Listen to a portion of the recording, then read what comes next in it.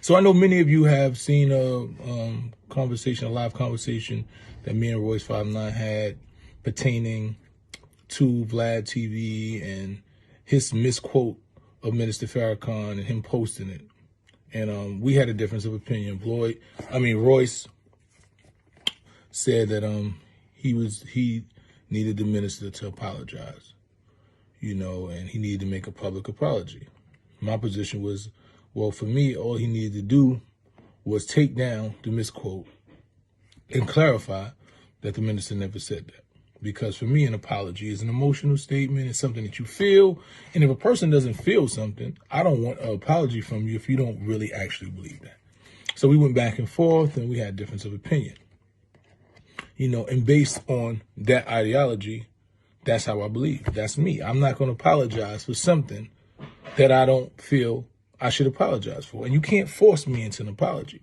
Now, you can do what you feel, but you can't force a person into apology. If I right the wrong, if I crash your car and I go, and pay you the money, whether I apologize or not, the right is wrong. If somebody says something directly, if words come out your mouth directly and you say, yo, my son is and I'll him up. Those are your words. You're not misquoting somebody else. You're not stating somebody else. You have to, only way you can right that wrong as a man is if you apologize or you do what you said. The only way to right that wrong is to make a public apology. So I didn't think a public apology was warranted for somebody misquoting something someone else said. That just was my opinion, So a lot of people didn't share that opinion. And that was based off when I had a conversation with Vlad, he came to me and he said, I never seen the full clip. I want to rectify the situation. I'm going to post, a video. I'm going to post a statement saying that, that we practice to be authentic and we report things accurately. And we posted something about the minister that wasn't accurate. And I'm going to take the statements down. He said, I don't really feel like I want to apologize because people are trying to force me into apology. And, right now I'm not a place to apologize because I feel like even though I'm taking this down and I don't want to misquote him, I feel like he said things during that interview and other interviews that, were harmful and disrespectful to me as an individual. So I don't feel like I'm ready to apologize. And I said, I can respect that as a man if that's how you feel, but you just can't misquote him. That just was my position. So as things continued to go on with the situation, there's different information. Then he had a conversation with Royce 59 in which he told Royce that Mysonne told him he didn't have to apologize, which was not accurate. It was definitely not accurate. What I told him, man, is it would be ideal if you made an apology, but I'm not going to force you to apology. But you have to take down that post and you have to make sure that people know that those wasn't the minister's statements. So that's what happened. So he also told him something about giving me money, which was completely false. Over a 12-year friendship, Vlad has loaned me money. I probably was short for some shit happened to my car. I called Vlad. Yo, I'm in a situation. I need an extra such and such. I got you. Oh, yo, I need an extra such. Probably 2 times this happened in a 12-year relationship as a friendship because this is my friend. But that wasn't relayed in the comments. So all types of things got convoluted. And people just started to equate me siding, quote unquote, with Vlad because he gives me money and he's my friend. Of course he's my friend. If somebody's my friend, I'm going to, especially if I know the things that they're saying about you, I haven't experienced. For years, people talk about his website and all of those things. I get it. The blogs already told him I don't really like his website, but that's neither here nor there. But there were certain things that they were saying that I didn't agree with. I personally connected him with the NOI.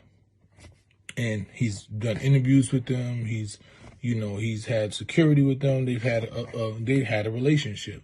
So when people say there was a preconceived hate for the minister, I don't agree that. I've never seen it. I've had conversation with him about the minister in which he told me that he wanted to interview him and he thought he was, somebody was for the culture and things of that nature. I've never heard him say anything negative about the minister in my 12 years. Somebody might have a different experience, but I've never heard one. So that brings me to where we are now. So I had a conversation with Vlad, after the Royce prior to the Royce conversation, and as I replayed the conversation, and I listened to Lord Jamal and Godfrey's video that they posted up. And there was one thing that got me. He said it to me too, and I wasn't even thinking about it. He said that his business has not been affected. He made a reference to Nick Cannon and said, Nick apologized because his money was affected. People apologize for two reasons, because either they genuinely feel like they want to apologize or their money is affected. So listening to Lord Jamal saying, he said, well, we had the best month. Vlad TV has had the best month. And that right there was something that didn't sit well with me. When I stood by his decision, his own personal decision not to make an apology, I thought it was based on integrity, that nobody's going to force you into an apology. You righted the wrong, and nobody can force you into an apology.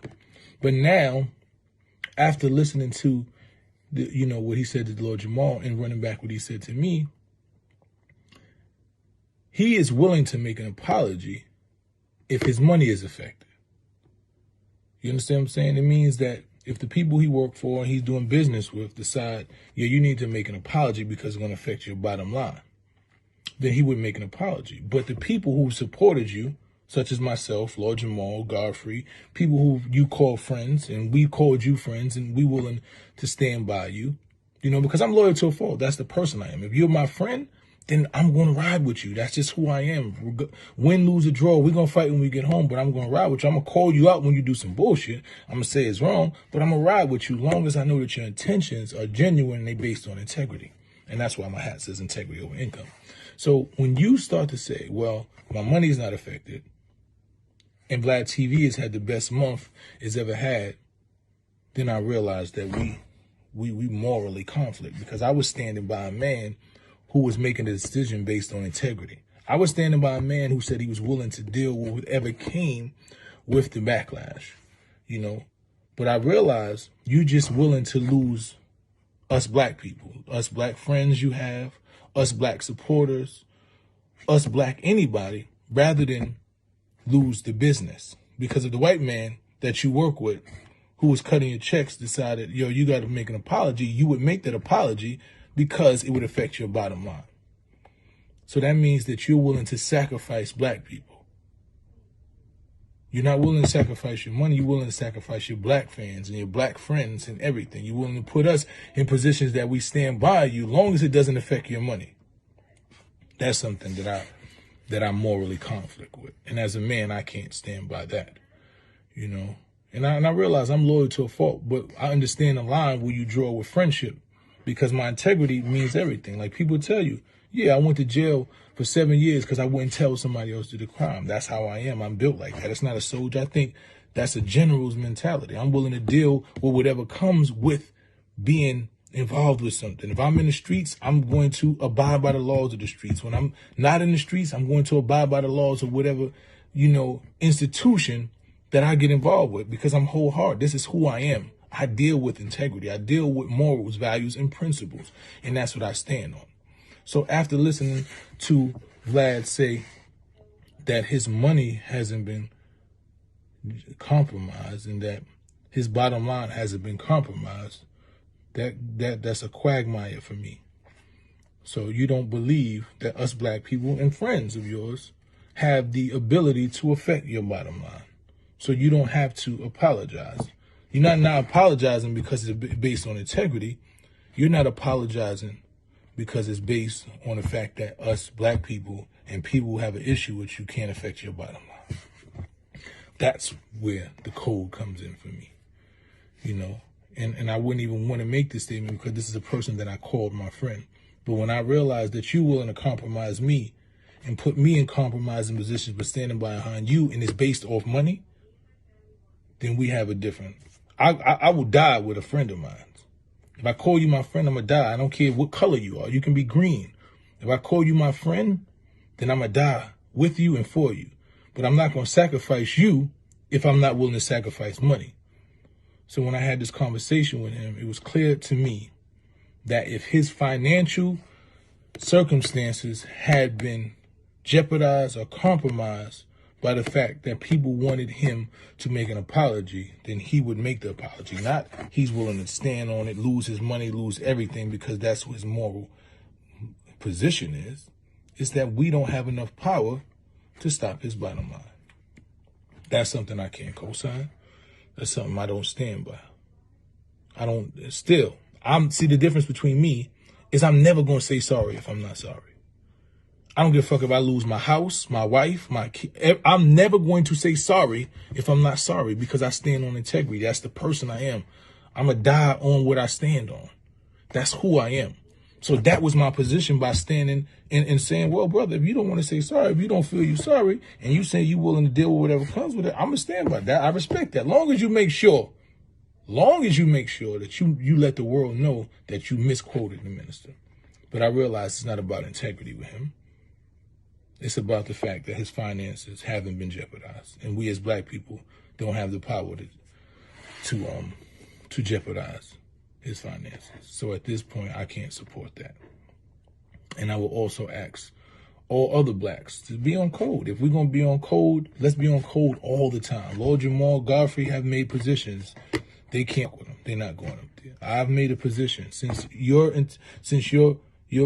integrity and minds are in conflict and you're willing to jeopardize a 12-year friendship that I thought was a friendship because it doesn't jeopardize your finances, then I have to respect that. But I also have to make you understand that I can't support you. I can no longer stand beside that as a man, because I wouldn't be who I said I was if I stood by that. You know, and in making that decision, I asked everybody else to make that decision. You know, we have to show that we can jeopardize somebody's bottom line or they can continue to sacrifice us. So Vlad has taken a position that black people and his black supporters, his black friends, everybody black who has an issue with this situation is expendable. You know, and we can't be on code because we can't be on code if we do this sometime, if only some of us do it. We can't be on code, it's quote unquote, on code if only some people do it. If me, Lord Jamal, and Royce, and Godfrey are saying, you know what, we taking this stand because it's a bigger picture right now, and then everybody else goes up there and act like we didn't do anything, then we still have not jeopardized his bottom line. We still haven't, and that's not just his, we haven't jeopardized anybody's bottom line. We haven't shown any level of power. We haven't shown that we are able to unite, to come together, to make sure that people don't just sacrifice us. Don't say, well, I'm going to just sacrifice the black people because they don't compromise my bottom line. You know, and that's what I'm willing to stand for. I'm not willing to stand on making somebody make an apology that they don't feel is in their heart because they're willing to stand on that. But I'm willing to stand on the fact that you don't believe that we are valuable enough to affect your bottom line. That our friendships, the things that we've done for you throughout our time, the people who supported you, the black people who have an issue with saying, you know, you misquoted somebody and maybe you should apologize. Knowing that you would make that apology if some white man that was cutting a check said you need to make that apology, but you won't make that apology from a suggestion of friends that you know had your back and was willing to put their life on the line for you and took scrutiny from even standing by your side. That's something I can't respect as a man, because what friendship is to me is something that's real. And that's why I was standing with you, because I thought you was willing to deal with that. You had that, you had that position based on integrity, but it wasn't based on integrity. So at this point, I can't stand with that. And I don't want to stand by anybody who will stand with that, because it's not what I represent. It's integrity over income. Now, also about being on code, me and Royce had this conversation. A lot of people are confused. Why are you bringing Eminem into this? You just trying to deflect for Vlad. I wasn't deflecting. I thought everything that Royce said was 100% accurate. He didn't say anything that was wrong. He said a bunch of things that was right. Only thing that we just conflicted was, you need an apology. I don't require an apology. I just need you to fix the wrong. So that was our only conflict. And we also conflicted as a black man. When you hear something come from somebody who you deem as an enemy, even though I deem him as a friend, if you hear something come from a third party that doesn't positively reflect me, don't bring it to the internet before you bring it to me, especially when you have my phone number. because that's being on code also. Being on code is saying somebody says something negative about a brother that I know is a stand-up brother, and it reflects him in a negative light. So I'm not going to put that on the internet. What I'm going to do is call that brother and say, hey, this brother said this. And even if I'm still going to put it out, I'm going to give you the benefit of a call first. I'm going to communicate with you because we want us to be shining. We want us to be connected. We want us to be on code, as you said, on code. We want to be on the same exact page. So I would expect a brother who is telling me about the code to follow that code, you know? So other than that, we didn't have any conflict.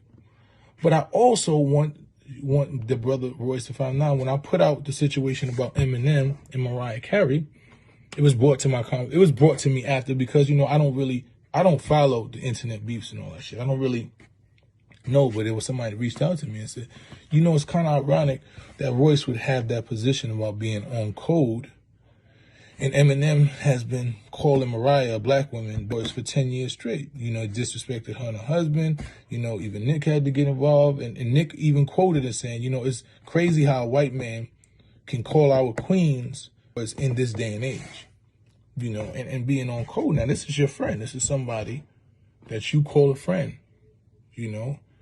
And I think it would be on code to at least say, yo, brother, you need to stop talking about that woman. You had a supposed relationship that she still has never claimed 10 years ago. You know, that's a black woman. You done called her whores, but you done did everything. Just leave it alone. Still in 2019, you still bringing up that black woman's name. As a white man, this is your white friend. So I think if we're going to be on code, so I don't want people to say I was trying to deflect. No, call out Vlad because he did some bullshit. Call him out. Yeah. You know, call him out. I'm not saying you wrong. Do it.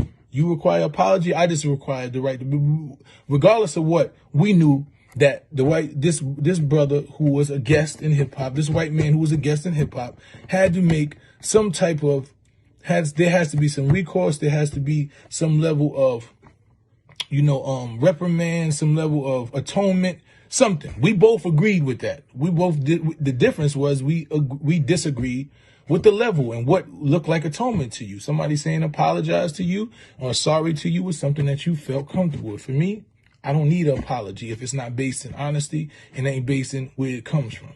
You know, so that's the only thing we differ. But in this situation, you know, when I talked about Eminem and Mariah, it was basically to say, Royce, that's your best friend. That's your friend. You willing to die for him. That's your man. You quoted many a time. This is my friend, and I know him, and this and that, and Marshall's this, and he's this. Call him out. Say, bruh, stop talking about that black woman. I don't give how long ago you talked about it. If my best friend is with me right now, if he had a relationship with a black woman, a black man, and he calling up 10 years later, I'm calling him out. So you know I'm calling a white man out. So this is what it is for me. If we going to be on code, let's be on code all the time. Let's get serious about this code. Let's not do it because we don't like Vlad. Okay, Vlad is an easy target. He said that people call him a culture vulture. He's done a bunch of it. People are saying it's easy. Vlad is the easiest target in the world. He's a blogger that most people don't like. But Eminem is the loved white boy that raps in even white, black, green. So it's harder for you to call him because this is somebody this is your friend. Let's not go after the easy targets. Let's walk in the room with the people that have some level of credibility that are attacking, you know, our black culture. They're doing shit that's outside of the code. And because that's your friend, I think if you're holding people to a standard of keeping people on code and having a moral standard of saying people have to apologize, that you need to have apology, that you held me to, saying, Mike, you need to tell me apologize. He didn't apologize because you told him he didn't have to. So if that's your position, which I disagree with, then I want you to have a position saying, I need you to apologize to that woman because you respect me. You know, I need you to leave that woman alone. In person, because I respect you as a black man, Royce, I'm going to be on code. Because if we being gatekeepers, because right now what it is you are somebody who's respected in hip hop. I respect you. You respect it. You have a voice. And you're a black man. And you talk eloquently. You know how to do all the things. So you have the unique position to be the person who sets a precedence. You're setting a precedence. You made Lord Jamal and Godfrey have to go back and think And when they had to think and they said something, it made me have to say to myself, you know what, Mice? This ain't about what you thought it was about. This ain't about integrity. This is about somebody saying that black people aren't valuable enough to apologize to. And you made me have to rethink. So I want to return the favor, brother. I want you to be on the same code. I know that's your friend and this and that, and you're going to defend them because when you say it's loyal, when you're a man and you say somebody's your friend, then you loyalty, sometimes it's to a fault because that's how I am. But you can't impose a code that you don't follow. Just doesn't work like that. You can't have people can't respect the code that you're issuing that you haven't followed. So it's not to attack you, brother, because in no way, I don't think you was trying to attack me. You know, even though I think it was shit that should have been done differently, I don't think it was an attack on me. I think you were saying some shit that you felt I should be doing. And I'm taking it. I'm taking it, beloved. But I'm also saying, do the same. If we're going to create a code and we showing people how to treat us, then show people how to treat us from the beginning. That's the top white boy in hip hop. Show him that he can't disrespect a black woman for 10 years. You can't keep bringing up and all of these things because you mad at a rapper. Talk about the rapper. Talk about him. You know, if we on code, because the white man can't do that. That's what you told me. A white man can't feel comfortable enough to be in hip hop and violate us without saying sorry. I agree, beloved. Now I'm just asking you to abide by the same code that you asking us to abide by.